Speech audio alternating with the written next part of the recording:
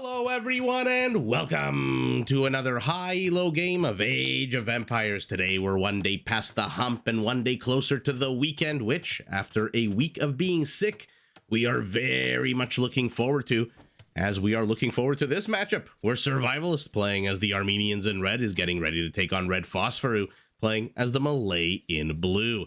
Now, while the players heard their herdables already engage into one another literally 45 seconds into the game, explore their cracked terrain explorables, and try to get their butts up to Feudal Age, knowing Redphosphoru probably Castle Age. ASAP, not a bad time for us to take a look at the Civ matchup that we are going to be watching today, as Elephant Right, Elephant Left both get pulled. Now, the Armenians, primarily an infantry civilization to start with, all of their infantry come with extra line of sight, and almost all of them are available in Age earlier, which means Armenians do have access to spearmen in the Dark Age, long swordsmen and pikemen in Feudal, and two-handed swordsmen, champions, and halberdiers in the Castle Age. Now, these same infantry units, except for their spearman line units, can be upgraded to get a big plus 30 boost to their HP, and their first unique unit, the Warrior Priest, blurs the line between Man of War and Man of the Cloth, being an infantry unit that can actually heal friendly units and gather relics while also kicking his fair share of ass. Now, to support their slower moving bipedal army on the battlefield, the Armenians can in fact field a second unique unit, the Composite Bowman. This is a foot archer whose attack ignores the armor of all land units except for siege. Now, in order for the Armenians to get their military-industrial complex up and running ASAP, they do come with a few nifty economic features. To start with, their first fortified church comes with a free relic inside, which means a free arrow as well. Their mule carts are 25% cheaper, and their mule cart technologies are 40% more effective, which means more productive Armenian lumberjacks and miners. Now let's take a look at Redphosphoru playing as the Malay. What is he cooking up? We've seen all manner of fun, fast castle builds out of him, the Malay. Well, let's find out. The naval civilization primarily, but one that comes with a few late-game land features that are redonkulously powerful. To start with, their battle elephants get progressively cheaper as the game goes on, 25% in Castle, 35% cheaper in Imperial. They get all infantry armor upgrades for free. Keep an eye on the top right of your screen where that 1, 2, 3 squares will light up as we hit Feudal, Castle, and hopefully even Imperial. Their militia line units can be upgraded to cost only food, no gold whatsoever. And so while the Malay don't actually get champions, this upgrade, called Forced Levy, when combined with supplies, basically turns their two-handed swordsman into a trash unit that costs 65 food. Now last, if you want to raid your opponent's base, the Malay can turn to their unique unit, the Karambit Warrior. Ooh, 1 second. You're gonna have to poke the elephant twice.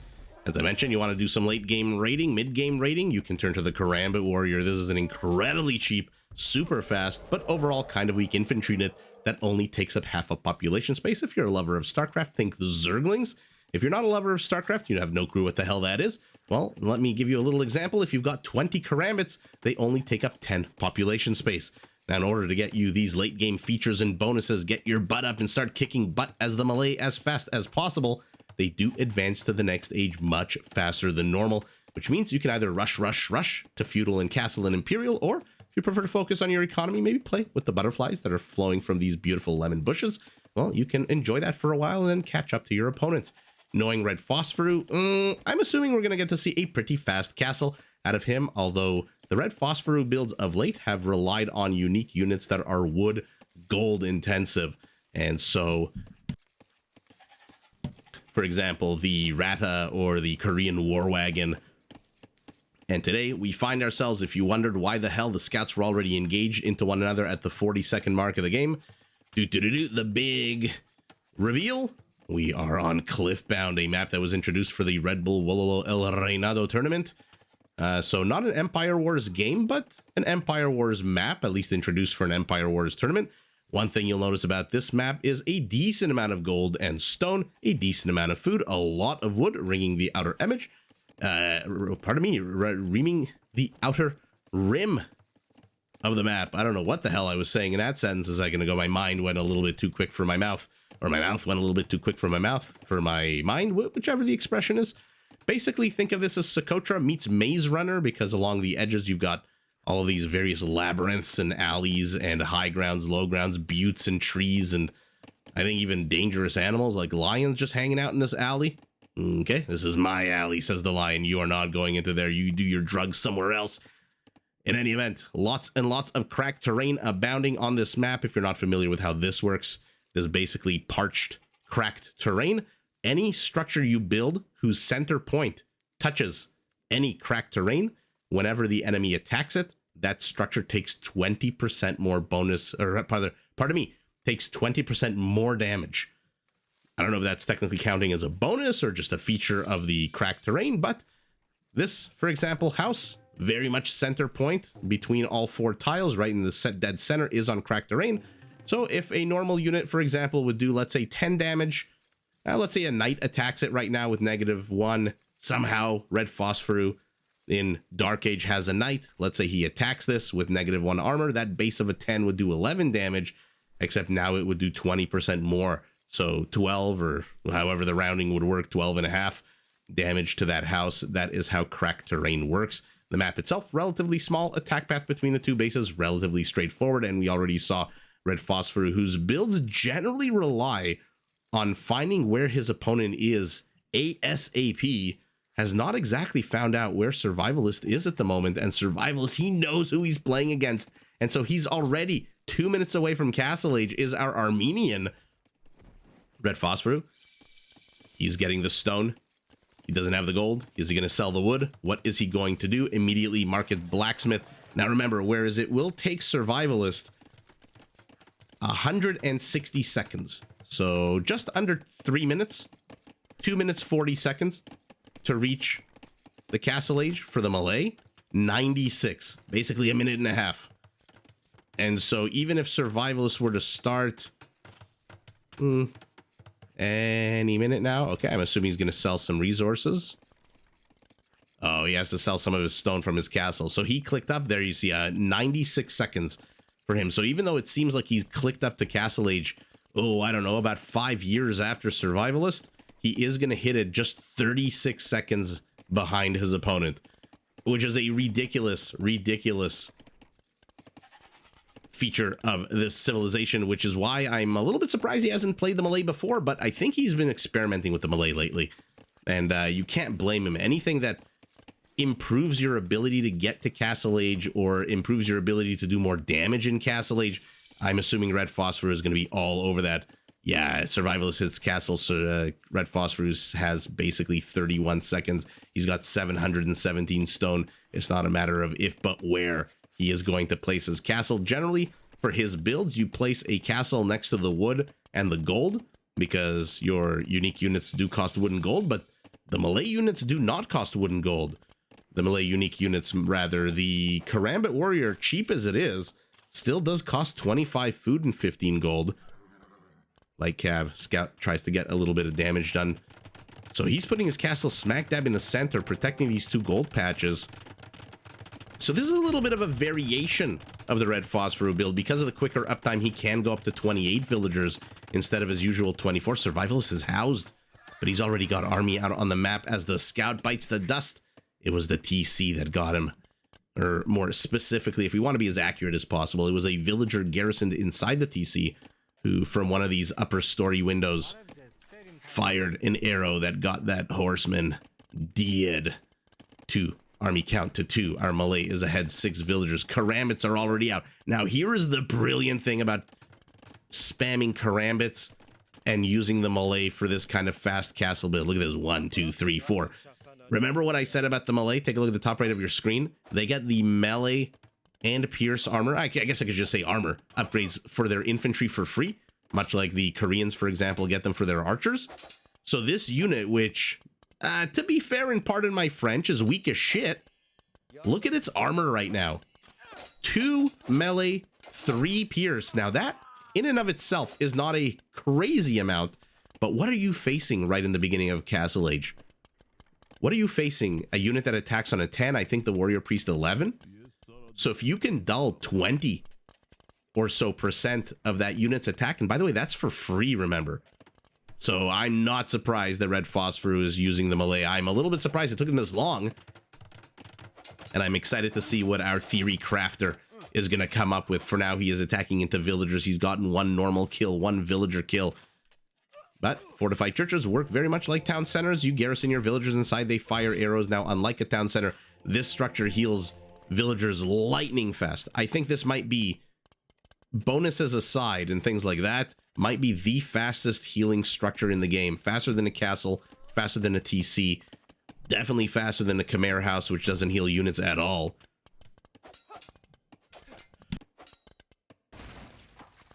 And now our Armenian is going Scorpion. Minimum range betrays it. Karambits close and kill it, but on the retreat, do take a bolt to the back of the head. So Phosphorus out, his unit. Again, if you're wondering why it only takes up half a population space, look at the stats. 7 base attack, 1 armor. Movement speed, not the quickest, but it can be. Is he missing, yeah, he's missing squires. Redphosphoru. This is the problem when you go blacksmith market and you don't put down a barracks, and then you need to save your wood for farms. I wonder if there's a way for him to tweak it so that he can get squires, because you really do want this unit moving as fast as possible since it's so ridiculously weak. But it closes in. The warrior priest, though, standing strong, hatchet in one hand, dagger in the other. Rabbit moves in. 0 kills. Will he get one before he dies to the mob? He does not. But another band to the south, another band to the east. Never mind, the band to the east has effed off. Should get this villager killed, right? I love the Karambit warrior. Whenever it attacks, it takes this big fat step forward. So 2 villager kills so far for this band. Probably going to get a third, probably going to get a fourth. They are taking on a warrior priest behind. Warrior priest, who, by the way, looks like he has killed a Karambit warrior. And now the 10 center is going to add some arrow fire. Will he get him? He does not. Redphosphoru has built his blacksmith market combo in the forward position, so it is providing a bit of a wall off, but the rest of his base, pretty darn open. Still no barracks. Again, I wonder if there's a way to tweak this so that you can at least improve the speed of your unit. That will certainly help with dealing with scorpions, but look at this. You are not a Roman scorpion, says Redphosphoru, as he absolutely embarrasses the crew of these scorpions. They must have fired like 1,000,000 bolts and must have hit absolutely none of them, at least not killing the unit, who survives with 2 villager kills, returns home. There is a siege workshop already. 3 battering rams. Now it's Redphosphoru's turn to be housed. Immediately 3 houses being built, 2 villagers apiece. I like that. Now, this is funny because lately it's been Survivalist who's been mucking around with the ram and whatever you can shove inside a ram push. And now Survivalist is going to have to deal with that exact same thing. Where's the monk? There he is. We can see him on our radar system. Moving forward. I said monk. That is a warrior priest. I do know my units, I promise, but uh-oh, this is a whole bunch of Karambits, and as weak as they are, villagers are still weaker. They're going to get so many kills, 9, 10 villager kills already. Warrior priest doesn't give a rat's ass about it. He just wants to drop off his relic so he can start fighting.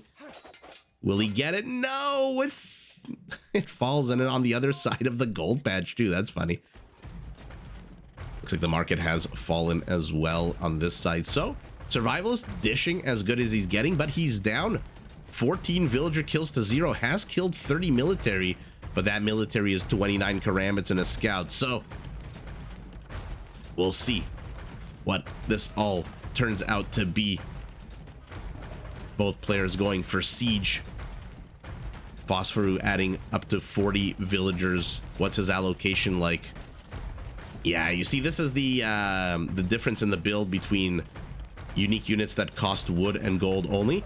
He would have no villagers on food. Now he's got 11 villagers on food because he's got to sustain the Karambit push. And because they train so fast, look at them on garrisoning. What an absolute massacre on both sides. Although ultimately the numbers do prevail here for Phosphor, who reinforces with 7 more Karambits. This is what literally was about what I was about to mention. Is their lightning fast training speed means you need to have food on hand. You can't be caught with your pants down and 14 chicken nuggets in your pockets. You need to always have 25, 25, 25, 25. It's like a slot machine, you know, you put $5 into your slot machine and you do 25-cent spins. But if you keep hitting the spin button, spin, spin, spin, spin, spin, spin, spin, Every time a quarter disappears, a quarter disappears, a quarter disappears, and lightning, all of a sudden you look up, you haven't even lit your cigarette, you haven't even had your first swig of beer, and that $5 has disappeared. And that is exactly what karambits are like for those of you degenerates like me who like to gamble. Market rebuilt to the north. Okay, not really using it as part of a wall off, putting it on cracked terrain. Not too sure what the point of that is. But Phosphorus still training more and more karambits again and again. His food count is always below 25 because every single morsel of meat is going to train, arm, and eventually move out these karambit warriors, which yet again move to the rear. 14 villager kills to none, but Survivalist has basically double the total kill count. He's down 7 villagers as our Armenian. By the way, our Armenian, 12 villagers on stone. Composite Bowman could actually do some damage to a unit with such terrible HP as the Karambit.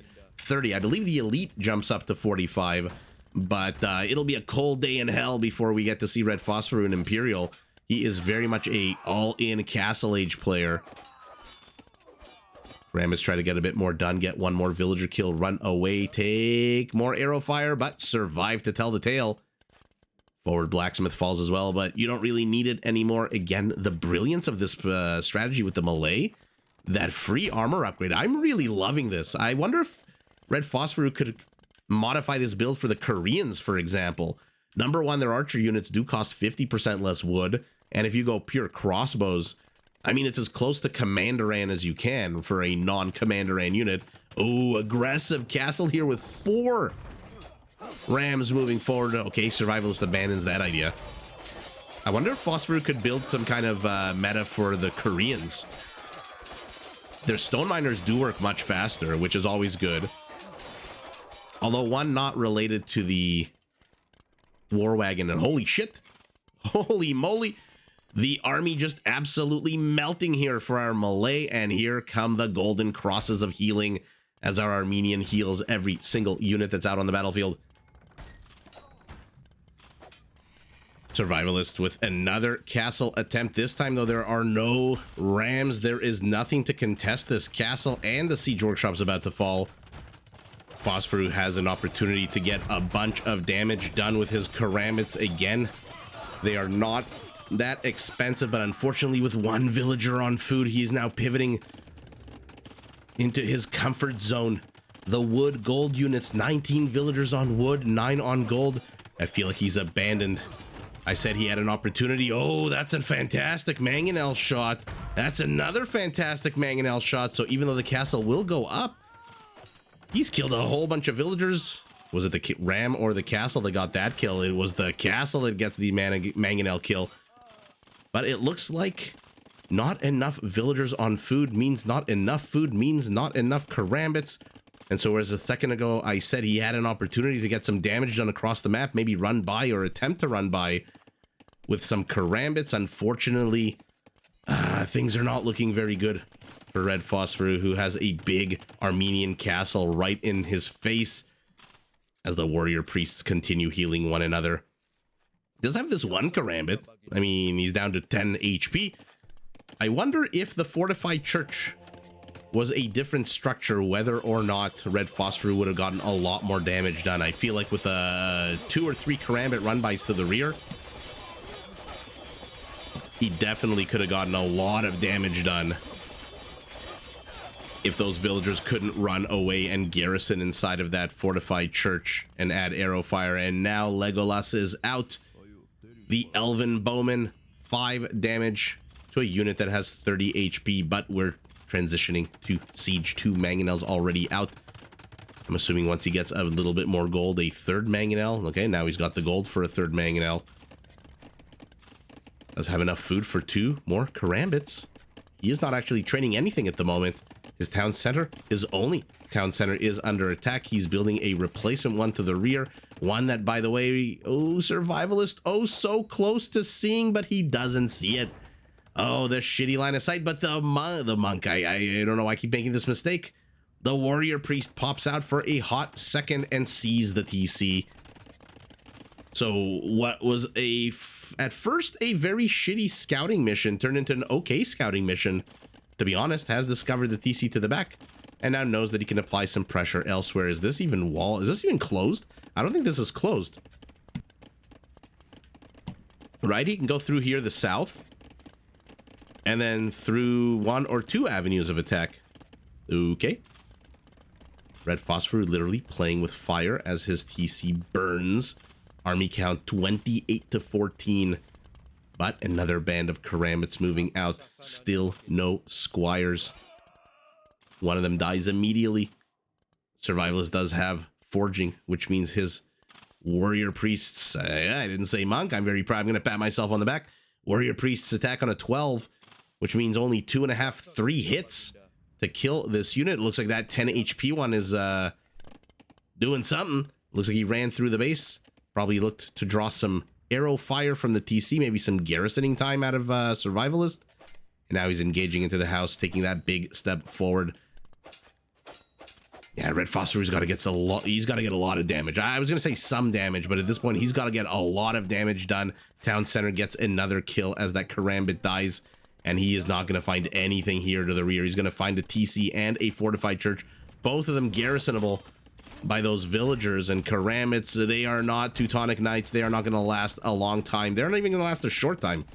They're gonna last a fruit fly time. Now this is a good battle for Phosphoru. Killing a whole bunch of units, maiming a whole bunch more. Unfortunately for him, there are 6 warrior priests and gold crosses will be raised.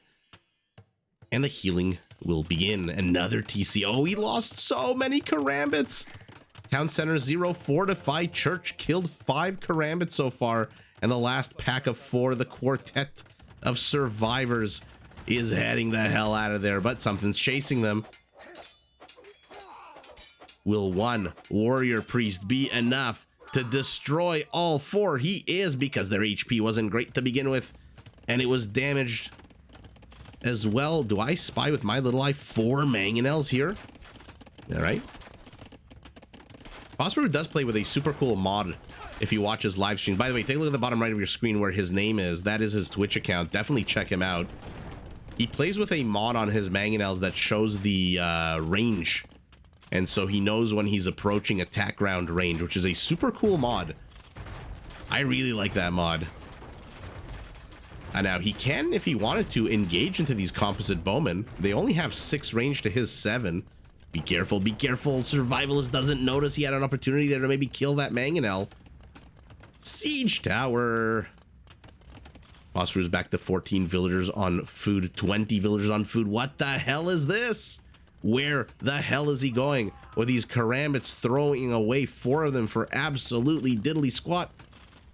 As a band of archers moves in from the north. Siege tower. I'm assuming he's going to get garrisoned. Another Karambit. Okay, 10 are inside. Bowmen have been repositioned. They are not going to ignore the armor of this tower. It is a siege unit, but where is it? Oh, it's just blocking the... Oh, it's just blocking the arrow fire against the mangonel. He's going to try to take down a castle with 4 mangonels. Now, remember, this castle is on cracked terrain, which means it takes a bunch more damage. Oh, mamma mia. Redphosphoru with the awesome maneuvers, but he's got to back away. Rams are closing in from 3 sides.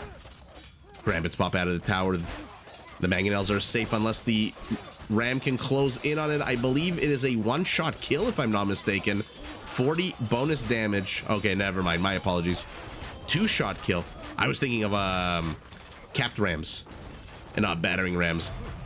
But wow, what an absolute attempt to take down that cracked terrain castle. And it was kind of successful for the most part. 1500 HP knocked down in Phosphoru. Unfortunately, the new build for the Malay just not catching on quite as well as he wanted to. The damage he wanted to get done not quite as severe as he would have wanted to. He does end the game with 26 villager kills to 5, which is 5 times more villager kills, but Survivalist over just under 100 more kills than his opponent. Wow, what a game. I mean, you got to give it to Redphosphoru here, or Phosphoru, or Red, or Bro, or whatever you want to call this player. Super down to earth, super chill theory crafter, game crafter, to use the Malay, and then, like I said earlier, to use the free armor upgrades on a unit that is super weak in early Castle Age, like I said, even a knight will have some issues taking on the vast quantity difference, especially with these guys coming with +2 melee armor. I mean, it is just an absolute badass unit if you can start pumping it out immediately. And the way with his builds, of course, it's always immediately once you hit Castle Age. We saw literally the second that castle went up, you could close your eyes, count to 5, and there were 4 karambits streaming out onto the map. Unfortunately, Survivalist turtles up with this one hero fortified church with 5 kills and just was pressing in the front with that one fortified church. By the way, interesting meta change of maps when you have Armenians. There are now 6 relics on the field instead of the usual 5. And so if you are playing against the Armenians with a civ, like, for example, the Aztecs or the Burgundians that come with extra features with their relics, dislodge that first relic, get it, and then get 6 relics for yourself, because that would be absolutely, like, for example, the Aztecs, who generate 33% more gold. Can you imagine having 6 relics as the Aztecs? That's basically the same gold generation as 8 relics, which is ridiculous. But unfortunately for Phosphorus, Survivalist's fortified church just holding on way too powerfully. He loses way too many karambits. Then the warrior priest comes out. Literally, we got to see, I don't know what the most trained units are. I didn't really catch a glimpse, but I'm suspecting it's going to be all 3 unique units. The composite bowman, the warrior priest, and definitely the karambit. Yeah, definitely the karambit, warrior priest, and composite bowman. I mean, what a game of Age of Empires. You have one player who is just an absolute mad lad of creating new strategies, fast castle, using that super fast uptime, and then you have Survivalist, the classic Mr. Cat. What is it? Somebody called him once on my comments, Captain Sunglasses, a fellow Canadian living in Japan who is just an absolute beast at this game. Let's take a look at these stats. 151 karambits, 55 warrior priests, composite bowmen, siege for both players. And by the way, let's not discount that fantastic move of protecting your 4 mangonels with a siege tower while you take down 1500 HP on the cracked terrain castle. That castle would have fallen very quickly if Survivalist hadn't mobilized those 3 rams to close in from all sides. So just fantastic moves out of both players. PKPM for Survivalist right at the beginning of the game, PKPM for Phosphorus also right at the beginning of the game, but 200 HPM, 140, pretty good fast game for both resources on the whole. Holy moly! In a 40-minute game, when you get 6 relics, 4,100 gold. Wow. And if you remove that gold, they basically mine the same amount of gold. And if you remove that gold, it's actually Redphosphoru who's ahead in resources. But with that gold, Survivalist just ekes out a very narrow 900 resource, or pardon me, 1100. My math is so shitty today. 1100 resource lead, despite a lot of monk adjacent play, no conversions whatsoever. 11 raisings to 3. Looks like a few self-owns with all of those various siege units. I should say monk adjacent. The warrior priest can't really convert, and so I don't think Survivalist had any monks, to be fair. So not a big surprise that it's 0-0, but more importantly, 170 kills to 71, and Survivalist stands tall against the unique build, the fast castle, fast karambit, extra armor.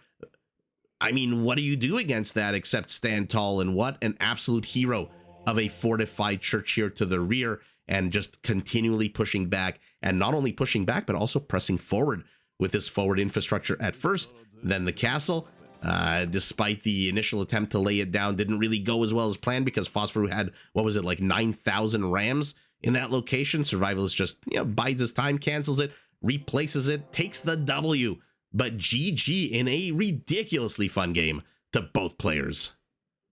Did you enjoy this video? Check out these other clips and make sure to subscribe and enable notifications so that you're notified of my latest uploads.